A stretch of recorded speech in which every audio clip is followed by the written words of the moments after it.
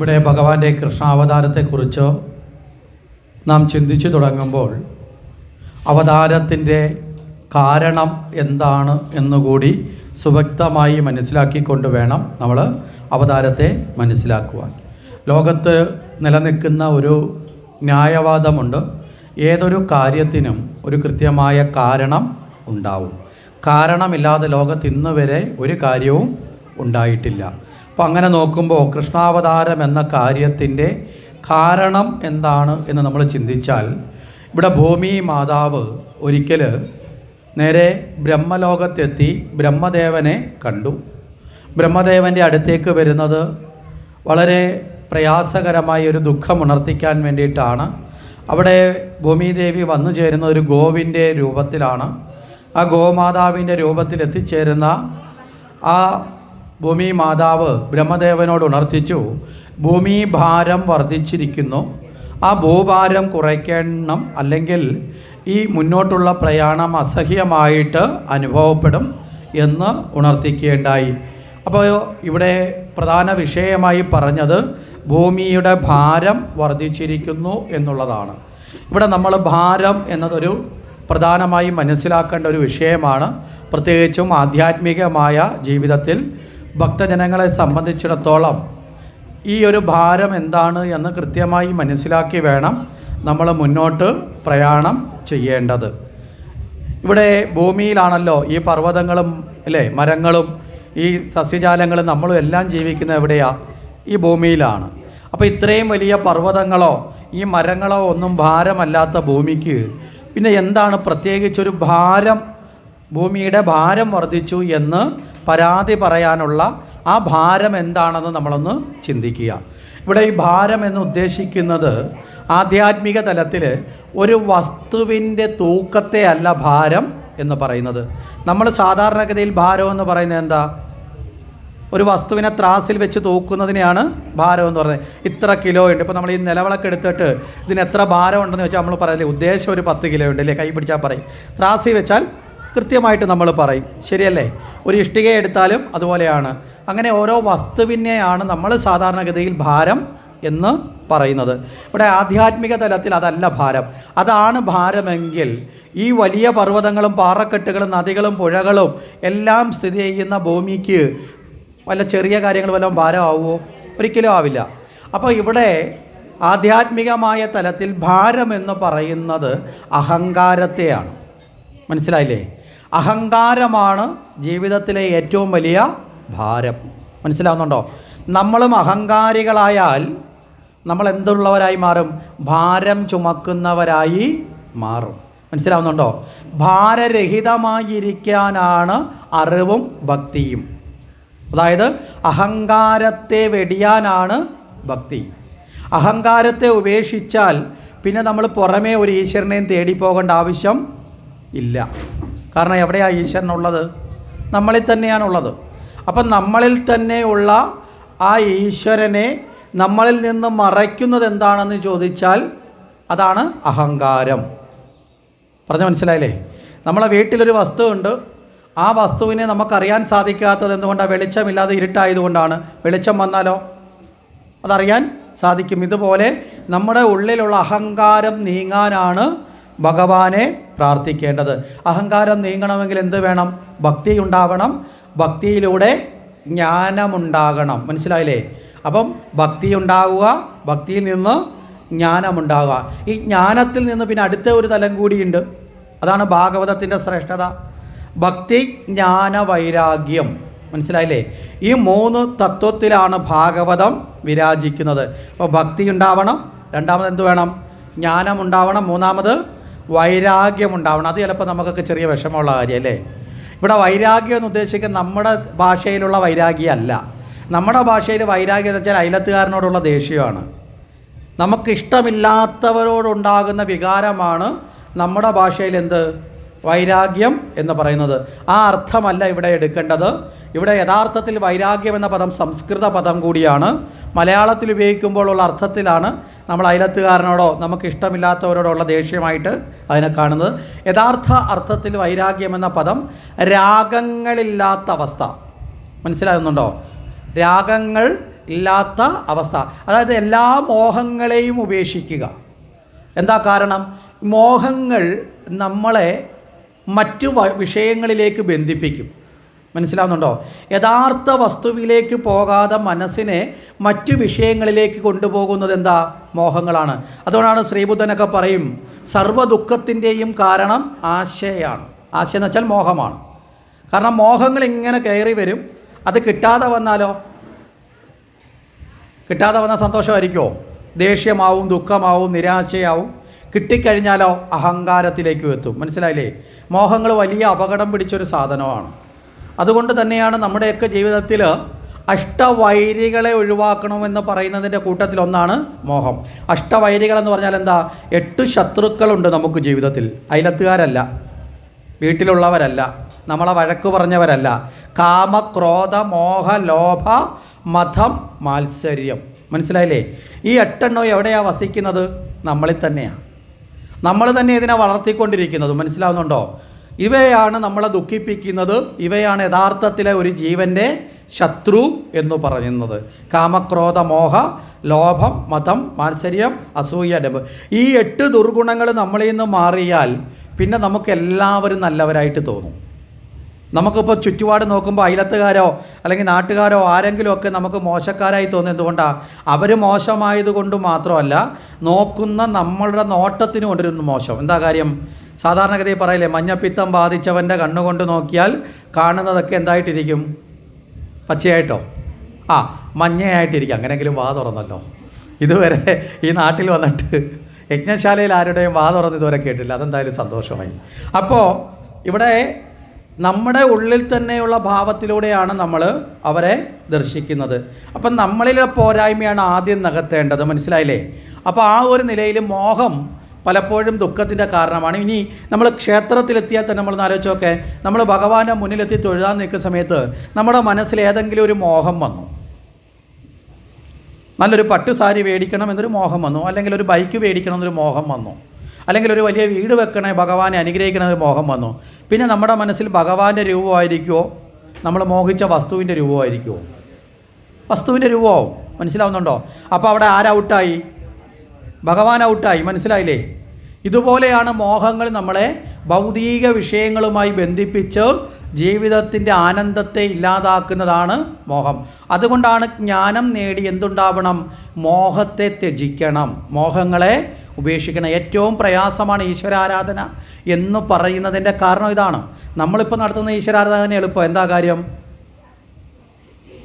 നേരെ വീട്ടിൽ നിന്ന് കുളിച്ച് അല്ലേ, നേരെ വന്ന് അമ്പലത്തിൽ വന്നൊന്ന് കറങ്ങി തൊഴുത് നേരെ അത് കഴിഞ്ഞാൽ വഴിപാടൊക്കെ നടത്തി വീട്ടിൽ പോയി. ഇത്ര എന്ന് മാത്രം വിചാരിക്കുന്നതുകൊണ്ടാണ് അത് എളുപ്പമായിട്ട് തോന്നുന്നത്. ഈശ്വരനെ അനുഭവിക്കുന്ന തലത്തിൽ നമ്മുടെ മനസ്സിനെയും ശരീരത്തെയും ശുദ്ധമാക്കി ആ അറിവിൻ്റെ അടിസ്ഥാനത്തിൽ ജീവിതത്തെ ഉയർത്താൻ ശ്രമിക്കുമ്പോൾ അത് കുറച്ച് പ്രയാസമാണ്. അതുകൊണ്ടാണ് പണ്ട് കാലത്തൊക്കെ ഭഗവാനെ നേടാൻ കഠിന തപസ്സുകൾ ചെയ്യുന്നത്. മനസ്സിലായില്ലേ? നിസ്സാരമല്ല ഭഗവാനെ നേടാൻ വേണ്ടി കഠിന തപസ്സുകൾ ചെയ്യുന്നത്. കാരണം ഇന്ദ്രിയങ്ങളെയൊക്കെ ഉള്ളടക്കി എല്ലാ മോഹങ്ങളെയും ഉപേക്ഷിച്ച്, മോഹങ്ങൾ വരുമ്പോൾ ഉണ്ടാകുന്ന എന്താ? തപസ്സിന് വിഘ്നം വരും. അതാണ് വിശ്വാമിത്രൻ മേനകയുടെ ഡാൻസ് കണ്ടപ്പോൾ വിശ്വാമിത്രൻ്റെ തപസ്സിളവി എന്ന് പറയുന്നത്. എന്താ കാര്യം? മോഹം വന്നു. മനസ്സിലാവുന്നുണ്ടോ? അപ്പോൾ ഇവയൊക്കെ ഈശ്വരാരാധനയ്ക്ക് തടസ്സമാണ്. അതുകൊണ്ടാണ് ഭക്തിയിൽ നിന്ന് എന്തുണ്ടാവണം? ജ്ഞാനമുണ്ടാകണം. എന്താണ് ഭക്തി എന്ന അറിവുണ്ടാവണം. ഇന്ന് നമ്മളൊക്കെ എന്താണ് ഭക്തി എന്ന് അറിഞ്ഞു ഭജിക്കുന്നവരാണോ? ആണോ? ഭക്തി എന്നത് പഠിക്കേണ്ടതാണ്. പഠിച്ചു മനസ്സിലാക്കാനാണ് നമ്മുടെ പുരാണങ്ങളും ഗ്രന്ഥങ്ങളും ഒക്കെ ഉള്ളത്. വളരെ ഹൃദ്യമായ രീതിയിൽ ഭക്തിയെക്കുറിച്ച് നാരദ മഹർഷി ഭക്തിസൂത്രം എന്ന് പറയുന്ന ഒരു ഗ്രന്ഥം തന്നെ രചിച്ചിട്ടുണ്ട്. 200 ശിഷ്ടം സൂക്തങ്ങളടങ്ങിയ ഒരു ഗ്രന്ഥം വായിക്കുമ്പോൾ നമുക്ക് മനസ്സിലാവും നമ്മളിപ്പോൾ ചെയ്യുന്നതൊക്കെ ഭക്തി എന്നുള്ള പേര് മാത്രമാണെന്ന്. കാരണം അത്രയും ശ്രേഷ്ഠമാണ് ഭക്തി. ഭഗവാനെ നേടാൻ പ്രാപ്തമായ നിലയിൽ നമ്മുടെ മനസ്സിനെ ശുദ്ധീകരിക്കാനല്ലേ ഭക്തി? ആണോ അല്ലയോ? മനസ്സിലായില്ലേ? അതിനാണ് യഥാർത്ഥ ഭക്തി. ആ നിലയിലേക്ക് എത്തണമെങ്കിൽ നമ്മൾ ഭക്തിയെക്കുറിച്ച് പഠിക്കണം. ഇപ്പം നമ്മളെങ്ങനെയാണ്? അച്ഛനും അമ്മയും അമ്പലത്തിൽ കൊണ്ടുവന്ന് കാണിച്ചു തന്നതൊക്കെ നമ്മളും ചെയ്യുന്നു അല്ലേ? അമ്പലത്തിന് മുമ്പിൽ വന്നാൽ കൈയെടുത്ത് ഇങ്ങനെ തൊഴുതണം അല്ലേ, കറങ്ങി തൊഴുതണം. ഇതിനിടയ്ക്ക് നമ്മൾ പുതിയൊരു സ്ഥലത്ത് ചെന്നെന്ന് നോക്കുക, ഒരു പുതിയ ക്ഷേത്രത്തിൽ ചെല്ലുമ്പോൾ മുമ്പിൽ നടക്കുന്ന ആൾ പെട്ടെന്ന് കാലൊന്ന് തെറ്റി നിലത്തേക്ക് വീണു. അയാൾ നിലത്ത് തറയിൽ വീഴാതിരിക്കാൻ കൈ കുത്തി ഭഗവാനെ നിന്ന് തൊഴുതുകൊണ്ട് എഴുന്നേറ്റു എന്ന് വെക്കുക. മനസ്സിലായില്ലേ? അയാളെ കാല് തെറ്റിയത് കൊണ്ടാണ് അയാൾ നിലത്തേക്ക് മറിഞ്ഞപ്പോൾ കൈ കുത്തി ഭഗവാനെ എന്ന് പറഞ്ഞ് അയാൾ എഴുന്നേറ്റത്. പുറകിൽ ആദ്യമായിട്ട് ചെല്ലുന്ന നമ്മൾ നോക്കുമ്പോൾ ഒരാൾ അങ്ങനെ തൊഴുതു. നോക്കുമ്പോൾ നമ്മൾ വിചാരിക്കും എന്താ, ഇവിടെ വരുമ്പോൾ ഈ സ്ഥലത്ത് വരുമ്പോൾ ഇങ്ങനെയൊന്ന് മുന്നോട്ട് വളഞ്ഞ് തൊട്ട് എഴുതണം വിചാരിക്കില്ലേ സാധാരണഗതിയിൽ? അടുത്ത ആൾ വരുമ്പോൾ അയാൾ നമ്മളെ കണ്ടുകൊണ്ട് അടുത്ത ആൾ ചെയ്യും, അയാളെ കണ്ടുകൊണ്ട് അടുത്ത ആൾ ചെയ്യും. കുറേ നാൾ കഴിയുമ്പം നാട്ടിലുള്ള എല്ലാവരും എന്ത് ചെയ്യും? ആ സ്ഥലത്ത് വരുമ്പോൾ ഒന്ന് കുനിഞ്ഞ് തൊട്ട് എഴുതും. ആർക്കെങ്കിലും അറിയാവോ ഇത് എന്തിനാണെന്ന്? മനസ്സിലായില്ലേ? ആർക്കും ഇതറിയില്ല. ഇങ്ങനെ കണ്ട് ആചരിക്കുന്നതല്ലാതെ ഇതെന്താണ് എന്ന് കൃത്യമായി ചോദിച്ച് മനസ്സിലാക്കാൻ നമ്മൾ ശ്രമിക്കാറുണ്ടോ? ഇവിടെയാണ് നമ്മൾ വിഡ്ഢികളാക്കപ്പെടുന്നത്. ഈ ശ്രമിക്കാതിരുന്നാൽ ആർക്കും നമ്മളെ പറ്റിക്കാം. ഇന്ന് ദൈവവിശ്വാസത്തിൻ്റെ പേരിൽ പറ്റിക്കൽ വളരെ കൂടിക്കൊണ്ടിരിക്കുന്ന ഒരു കാലത്താണ് ജീവിക്കുന്നത്. മനസ്സിലാവുന്നുണ്ടോ? ഇന്ന് ദൈവവിശ്വാസത്തിൻ്റെ പേരിൽ ഒരു നിലവിളക്ക് ഇച്ചിരി ഭസ്മക്കുറി ഉണ്ടെങ്കിൽ ആർക്കും ആരെയും പറ്റിക്കുക. എന്താ കാരണം? നമുക്കറിവില്ല. അറിവില്ലാത്തതുകൊണ്ടാണ് നമ്മൾ പറ്റിക്കപ്പെടുന്നത്. മനസ്സിലായില്ലേ? പറ്റിക്കാൻ കഴിവുള്ളവന് അവന് അല്പം വളഞ്ഞ ബുദ്ധിയുണ്ട്. അവൻ്റെ വളഞ്ഞ ബുദ്ധി ഉപയോഗിക്കും നമ്മളെ പലതരത്തിലും. മനസ്സിലാവുന്നുണ്ടോ? ശരിയായ ജ്ഞാനം കൊണ്ട് മാത്രമേ എല്ലാ തരത്തിലും മനസ്സിനെ ശാന്തമാക്കാൻ സാധിക്കുകയുള്ളൂ. ഇപ്പോൾ ഒരു വളരെ ചെറിയൊരു ഉദാഹരണം ചോദിക്കാം. നിങ്ങളൊക്കെ ക്ഷേത്രത്തിൽ വരുന്ന സമയത്ത് ക്ഷേത്രത്തിലെ പൂജാരി നമുക്ക് പ്രസാദം തരുന്ന സമയം, അതിനോടൊപ്പം നമ്മൾ അങ്ങോട്ട് കൊടുക്കുന്ന പൂക്കളിൽ നിന്ന് കുറച്ച് പൂ അതിലേക്ക് ഇട്ട് തരത്തില്ലേ? ചന്ദനമൊക്കെ തരുമ്പോൾ എന്തിനാണ് ഈ പൂ തരുന്നത്? നമ്മൾ കൈനീട്ടി വാങ്ങാറുണ്ടല്ലോ. എന്തിനാ തരുന്നത്? എന്തിനാണ്?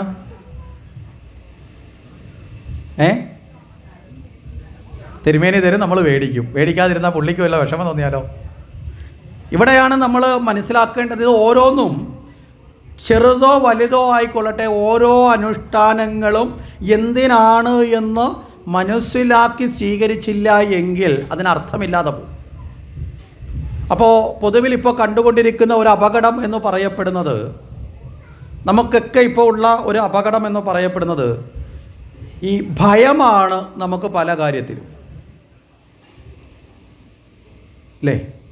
ഇപ്പം നമ്മുടെ വീട്ടിലൊരു കൊച്ചുകുട്ടി ആദ്യമായി നമ്മളെ വീട്ടിൽ നിന്ന്, വളരെ കൊച്ചുകുട്ടിയല്ല, കുറച്ചൊരു ഇടത്തരം പ്രായത്തിൽ ചില ചോദ്യങ്ങളൊക്കെ ചോദിക്കുന്ന പ്രായമുണ്ടല്ലോ. ഇതെന്താണെന്ന് ചോദിക്കുന്ന പ്രായത്തിലൊരു കുട്ടി വരിക നോക്കുക. ആ കുട്ടിയെയും കൊണ്ട് അമ്പലത്തിലേക്ക് വരുമ്പോൾ ആ കുട്ടി അമ്പലത്തിൽ വന്നിട്ട് ചോദിക്കും, അമ്മ അതെന്താ, അല്ലെങ്കിൽ അച്ഛാ ഇതെന്താന്ന് ചോദിച്ചാൽ നമ്മളെന്തായിരിക്കും മറുപടി പറയുന്നത്?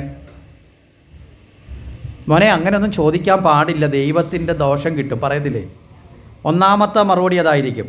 രണ്ടാമത്തെ മറുപടിയാണെങ്കിൽ അല്പം കൂടി അവൻ വീണ്ടും ചോദിച്ചാൽ പറയുന്നത്, ചെറിയ വായിലാന്നോടാ വലിയ വർത്താനം പറയുന്നത് വെച്ചാൽ അവൻ്റെ തലയ്ക്കൊരു അടിയും കൂടെ കൊടുക്കും.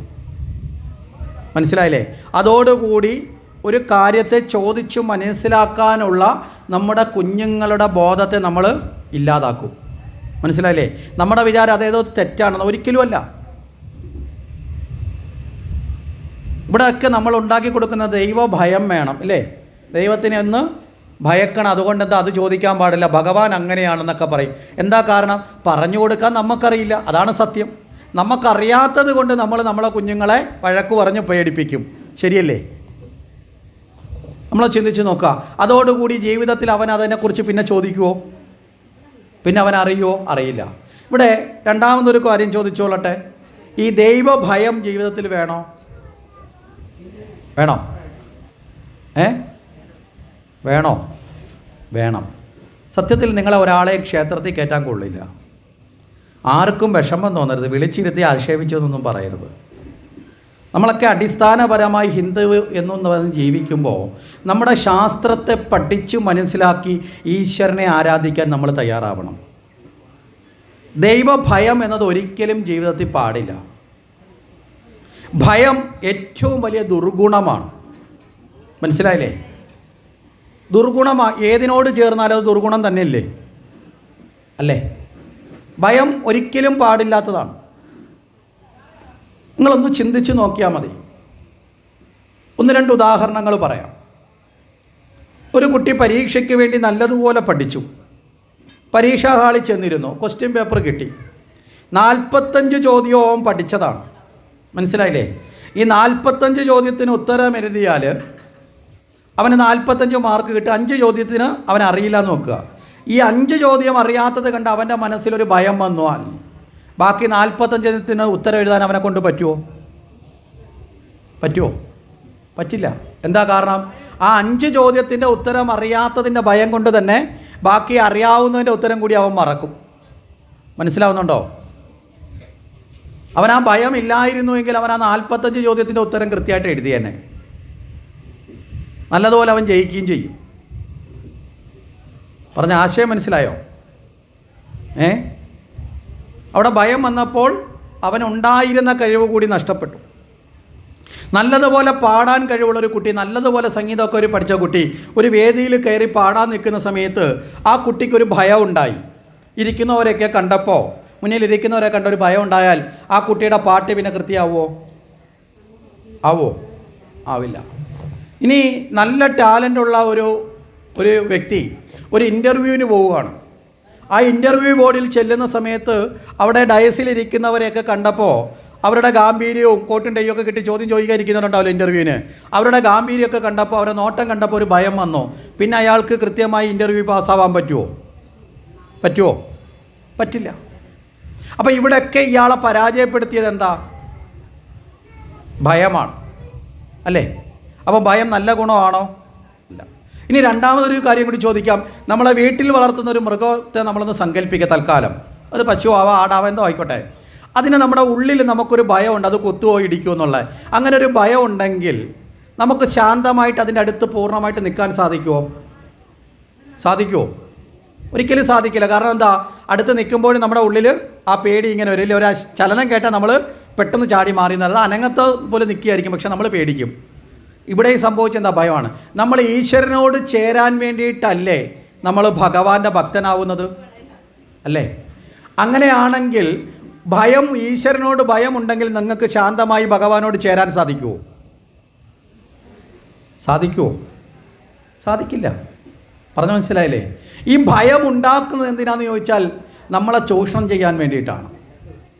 ആ ദോഷം ഈ ദോഷം എന്നൊക്കെ പറഞ്ഞ് കുറേ ഭയം വന്നാൽ, മനസ്സിലാവുന്നുണ്ടോ, പിന്നെ നമ്മളെ കയ്യിലിരിക്കുന്ന കാശ് മൊത്തവും ചെല്ലേണ്ട സ്ഥലത്ത് ചെല്ലും. വളരെ തെറ്റിദ്ധരിപ്പിക്കുന്ന കാലഘട്ടത്തിലൂടെ നമ്മൾ പോണത്. ശരിയായ ഭക്തിയെക്കുറിച്ചുള്ള പഠനം ഇല്ലാത്ത അവസ്ഥയാണ് നമ്മുടെ അപകടം. അതിൻ്റെ ഒരു പ്രത്യക്ഷമായി ഇപ്പം നാട്ടിൽ നടക്കുന്ന മറ്റൊരു ഉദാഹരണം കൂടി പറയാം. നമ്മളെ വീടുകളിലൊക്കെ ആരെങ്കിലും മരിച്ചാൽ ഉടനെ തന്നെ പിന്നെ മരണത്തിൻ്റെ ദോഷം എന്ന് പറഞ്ഞൊരു പരിപാടിയുണ്ട്, ഇപ്പോൾ തുടങ്ങിയിട്ടുണ്ട് പുതിയതായിട്ട്, അല്ലേ? പിതൃദോഷം എന്നൊക്കെ പറഞ്ഞിട്ട്, അല്ലേ? മരിച്ച നാളിൻ്റെ ദോഷം, മരിച്ച നക്ഷത്രത്തിൻ്റെ ദോഷം. അവസാനം മരിച്ചത് നമുക്ക് ഏറ്റവും പ്രിയപ്പെട്ടവരാ, അവരെ അവസാനം നമ്മൾ ശത്രുവായി കാണേണ്ടി വരും. നമുക്ക് ജന്മം നൽകി നമ്മളെ വളർത്തിയ നമ്മുടെ അച്ഛനും അമ്മയും മരിച്ചു കഴിഞ്ഞാൽ അവർ നമുക്ക് ദോഷം ചെയ്യുന്നവരാണ് എന്ന് ഏതെങ്കിലും മക്കൾ വിശ്വസിക്കുന്ന, ആരുടെയെങ്കിലും വാക്ക് കേട്ട് വിശ്വസിക്കുന്നുണ്ടെങ്കിൽ, മനസ്സിലാവുന്നുണ്ടോ, ആ മക്കളെ കഷ്ടപ്പെട്ട് വളർത്തിയ അച്ഛൻ്റെ അമ്മയുടെയൊക്കെ അവസ്ഥ എന്താ? നമുക്ക് വേണ്ടിയല്ലേ അവർ ജീവിച്ചത്? പറഞ്ഞൊരു ആശയം മനസ്സിലായോ? പിതൃസായുജ്യത്തിന് വേണ്ടി നമുക്ക് വഴിപാടുകൾ ചെയ്യാം. പക്ഷേ ദോഷമാണ് നമ്മളെ സ്നേഹിച്ച നമ്മുടെ അപ്പൂപ്പനും അമ്മൂമ്മയൊക്കെ മരിച്ചു കഴിയുമ്പോൾ നമുക്ക് ദോഷം ചെയ്യാൻ വേണ്ടി അവരിവിടെയൊക്കെ കറങ്ങി നടപ്പുണ്ടെന്നൊക്കെ ആരെങ്കിലുമൊക്കെ ഏതെങ്കിലും കബഡി വാരിയിട്ടിട്ട് പറഞ്ഞാൽ അത് കേട്ടുകൊണ്ട് നമ്മൾ തെറ്റി വീഴുന്നുണ്ടെങ്കിൽ, മനസ്സിലായില്ലേ, നമ്മുടെ അറിവില്ലായ്മയാണ് ചൂഷണം ചെയ്യുന്നത്. നമ്മൾ കൃത്യമായിട്ട് മനസ്സിലാക്കുക. ചിലർക്ക് ഇതൊക്കെ കേട്ടാലും അങ്ങോട്ട് ഉള്ളിൽ ഉറക്കില്ല. കാരണം എന്താ? നമ്മൾ ഇതുവരെയും വിശ്വസിച്ച് വന്നിരിക്കുന്ന ചില ശീലങ്ങളുണ്ട്. അതങ്ങോട്ട് മാറ്റാൻ അങ്ങോട്ട് കുറച്ച് പ്രയാസമാണ്. ഇതൊക്കെ നമ്മൾ പറഞ്ഞാലും വലിയ കാര്യമൊന്നുമില്ല. കാരണം എന്താ വെച്ചാൽ ചില സ്ഥലത്ത് ഇപ്പോൾ ഒരിടത്ത് ഇതാണൊക്കെ ഒരാൾ ചോദിച്ചപ്പോൾ ഒരാളോട് പറഞ്ഞു അതൊക്കെ ആവശ്യമില്ലാത്തതാണ്, ഇങ്ങനെ പിതൃദോഷം അങ്ങനെയൊന്നും ഒരു സങ്കല്പമൊന്നുമില്ല. കാരണം എന്താ? ഇവിടെ ഭാഗവതം കൃത്യമായിട്ട് പറയുന്നുണ്ട്, ഒരു ശരീരത്തിൽ നിന്നൊരു ജീവൻ അത് വേറിട്ട് കഴിഞ്ഞാൽ ആ നിമിഷം കർമ്മഫലം കൊണ്ട് അത് മറ്റൊരു ശരീരം സ്വീകരിക്കും. മനസ്സിലായില്ലേ? ഒരു ജീവൻ ആ ശരീരത്തിൽ നിന്ന് വേറിട്ട് കഴിഞ്ഞാൽ അതിൻ്റെ കർമ്മഫലം അനുസരിച്ച് അത് മറ്റൊരു ശരീരം സ്വീകരിക്കും. അപ്പം മറ്റൊരു ശരീരം സ്വീകരിച്ച ആ ജീവൻ പിന്നെ വീണ്ടും വന്ന് നമുക്ക് ദോഷം ചെയ്യാൻ നിൽക്കുമോ? അത് പിന്നെ പാലയിലും മരത്തിലും മാവിനകത്ത് തൂങ്ങിക്കിടന്ന് കറങ്ങി നടന്ന് നമ്മളെ വീട്ടിന് കുഴപ്പമുണ്ടാക്കുന്നതായിരിക്കുമോ? പറഞ്ഞു മനസ്സിലായില്ലേ? വളരെ കൃത്യമാണ്, ശാസ്ത്രം കൃത്യമായിട്ടാണ് പറയുന്നത്. ആ ജീവന് പിന്നെ വേറെ ഒന്നുകിൽ അത് മോക്ഷത്തിലേക്ക് എത്തും, ഭഗവത് പാദത്തിലേക്ക് ചേർന്നാൽ പിന്നെ അതിന് വേറിട്ടൊരു അവസ്ഥയില്ല, ശുദ്ധീകരിക്കപ്പെടും. അല്ലെങ്കിൽ പിതൃലോകത്തേക്ക് എത്തപ്പെടും. അല്ലെങ്കിലോ അത് അടുത്ത ശരീരം സ്വീകരിക്കും. മനസ്സിലാവുന്നുണ്ടോ? പിന്നെ അവിടെ സായുജ്യം എന്ന പൂജ എന്തിനാ? അവിടെ സായുജ്യം ചെയ്യുക എന്ന് പറയുന്ന ആ അവസ്ഥയിലും ആ ജീവൻ മുമ്പ് നമ്മളുമായിട്ടൊരു ബന്ധമുള്ളത് കൊണ്ട് അതിന് കൂടുതൽ സദ്ഗതി ഉണ്ടാവാനാണ്, അല്ലാതെ പാലയെ പിടിച്ച് ആണി അടിച്ച് തളയ്ക്കാനല്ല. മനസ്സിലായില്ലേ? നമ്മുടെ അപ്പൂപ്പനെയും അമ്മൂമ്മയൊക്കെ പിടിച്ച് പാലയിൽ ആണി അടിക്കുക എന്നൊക്കെ പറയുന്നത് വളരെ വിഡ്ഢിത്തപരമായ ചില സമ്പ്രദായങ്ങളിൽ പെട്ടതാണ്. നമ്മൾ ചില തെറ്റുകളെ തിരിച്ചറിയണം, അതിനെ മാറ്റാനും ഒഴിവാക്കാനും നമ്മളെ യുക്തി കൊണ്ട്. നമുക്ക് ഈശ്വരനൊരു ബുദ്ധി തന്നിട്ടില്ലേ? ഉണ്ടോ? ഈശ്വരൻ തന്നിട്ടുള്ള ബുദ്ധി ഉപയോഗിക്കാൻ നമ്മൾ തയ്യാറാവണം.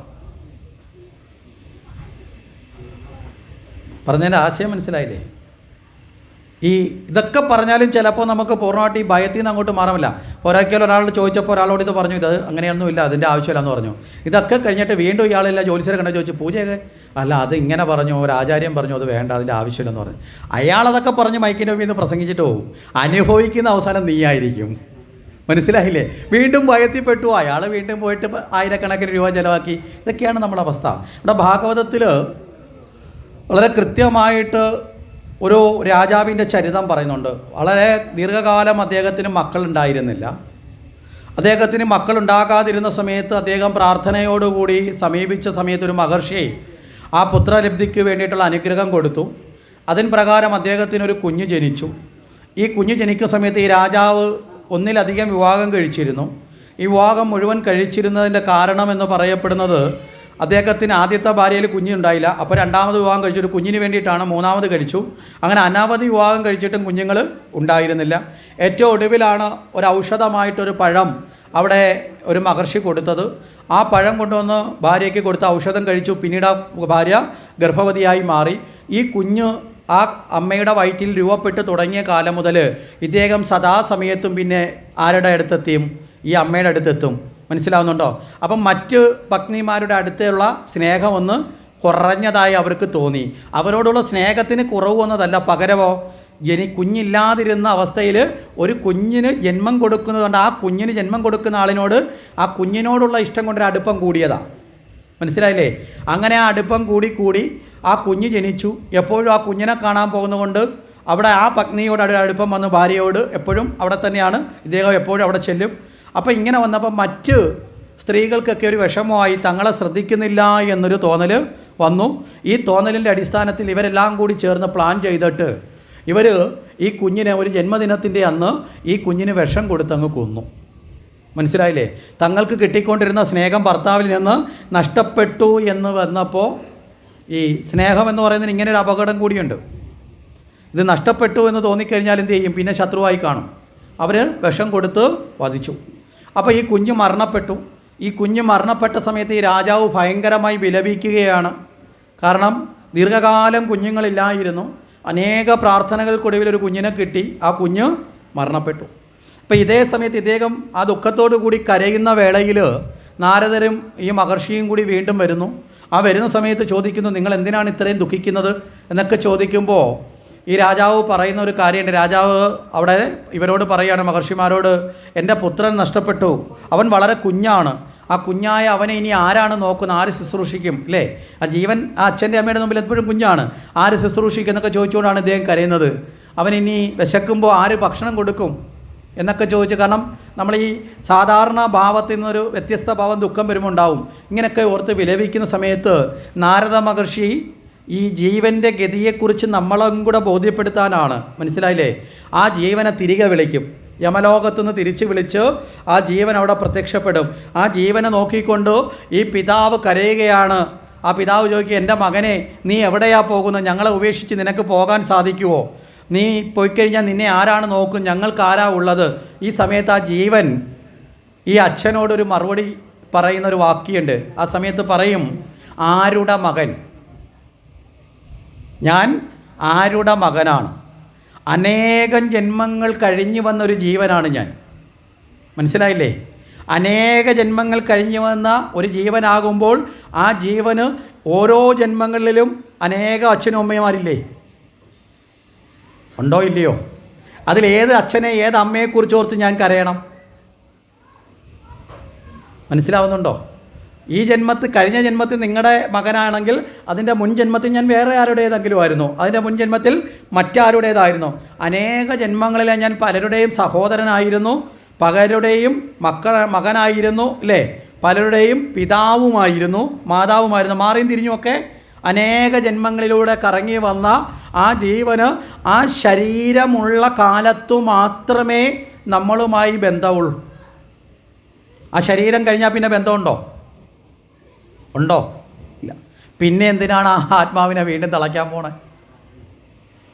അത് പോയി, നമുക്ക് മുമ്പ് വേറൊന്നിൽ പോയി, മനസ്സിലായില്ലേ? അപ്പോൾ അത് ദോഷം ചെയ്യണമെങ്കിൽ എത്ര ജന്മത്തിലുള്ളവർക്ക് വേണ്ടി ദോഷം ചെയ്യണം? അത് പറഞ്ഞ ആശയം മനസ്സിലാവുന്നുണ്ടോ? അപ്പോൾ ഇവിടെയൊക്കെ നമ്മൾ ശരിയായ തലത്തിൽ ഈശ്വര ചിന്തകളെക്കുറിച്ച് പഠിക്കണം. ഇവിടെ ചോദിച്ച വിഷയത്തിലേക്ക് വന്നാൽ ക്ഷേത്രത്തിൽ നിന്ന് എന്തിനാണ് പൂ തരുന്നത്, നമ്മളിത് ചോദിക്കണം. ഇത് കണക്കുള്ള ഓരോ കാര്യങ്ങളെക്കുറിച്ചും നമുക്ക് ചോദിച്ച് മനസ്സിലാക്കി വേണ്ടതാണെങ്കിൽ മാത്രം സ്വീകരിക്കുകയും വേണ്ടാത്തതാണെങ്കിൽ മാറ്റിവെക്കുകയും വേണം. ആചാരങ്ങളെല്ലാം ഒരുപോലെ സ്വീകരിക്കപ്പെടേണ്ടതാണെന്ന് തെറ്റിദ്ധരിക്കരുത്. ആചാരങ്ങൾക്ക് ശാസ്ത്രീയ പിൻബലമുണ്ടെങ്കിൽ മാത്രം യുക്തിയും ബോധവും കൊണ്ട് മനസ്സിലാക്കാൻ പറ്റുന്ന ആചാരങ്ങളാണ് പിന്തുടരേണ്ടത്. അല്ലാത്ത ആചാരങ്ങൾ അനാചാരങ്ങളാണ്. ആചാരവും ആചരണവും ഉണ്ട്. ആചരണം എന്താ? മുമ്പിൽ പോകുന്ന ആളെ ചെയ്യുന്നത് കണ്ട് ചെയ്യുന്നതിനെയാണ് ആചരണം എന്ന് പറയുന്നത്. ആചാരം എന്ന് പറയുന്നതോ അതിനൊരു ശാസ്ത്രബോധമുണ്ട്. ഇപ്പം നാളത്തെ ദിവസം നമുക്ക് കാണാൻ സാധിക്കും ഗോവിന്ദാഭിഷേകം. നമുക്ക് ചിലപ്പോൾ ചിന്തിക്കുമ്പോൾ എടാ ഈ ആചാരം മാറ്റാൻ പറ്റുമോ? ഇവിടെ ഭഗവാൻ കൃത്യമായിട്ട് തൻ്റെ പിതാക്കന്മാർ എല്ലാ കാലത്തും ഗോവർദ്ധന പർവ്വതത്തെ അല്ല പൂജിച്ചത്, അവർ ദേവേന്ദ്രനെയാണ് പൂജിച്ചത്. മനസ്സിലായില്ലേ? കാലങ്ങളായി മഴയ്ക്ക് വേണ്ടി ദേവേന്ദ്രനെ പൂജിച്ചു. ഭഗവാന് തോന്നി അതല്ല ശരി. ഭഗവാൻ മാതാപിതാക്കളെ തിരുത്തുകയാണ്. ഗോപകുമാരന്മാരെ, നന്ദഗോപരെ അടക്കം ഭഗവാൻ പറയുന്നു, നിങ്ങൾ ഇന്ദ്രനെ അല്ല പൂജിക്കേണ്ടത്, ഇവിടെ ആരെ പൂജിക്കണം? ഗോവർദ്ധന പർവ്വതത്തെ പൂജിക്കണം. മനസ്സിലാവുന്നുണ്ടോ? അപ്പോൾ ശരിയല്ലാത്ത ആചാരം മാറിയല്ലേ അവിടെ, അല്ലേ? പകരം ഗോവർദ്ധനത്തെ പൂജിച്ചു. ഇതുപോലെ തന്നെയാണ് ആചാരങ്ങൾ എപ്പോഴും കൃത്യം. ഇവിടെ ക്ഷേത്രത്തിൽ നിന്ന് എന്തിനാണ് പൂ തരുന്നതെന്ന് ചോദിച്ചു. വളരെ കേവല ലളിതമായൊരു ചോദ്യമാണ്. നമ്മൾ മനസ്സിലാക്കേണ്ടത് ഭഗവാന്റെ ചൈതന്യത്തെ ആവാഹിക്കുന്നത് രണ്ട് വസ്തുക്കളിലൂടെയാണ്. ഒന്ന് ജലത്തിലൂടെയും പുഷ്പത്തിലൂടെയും. മനസ്സിലാവുന്നുണ്ടോ?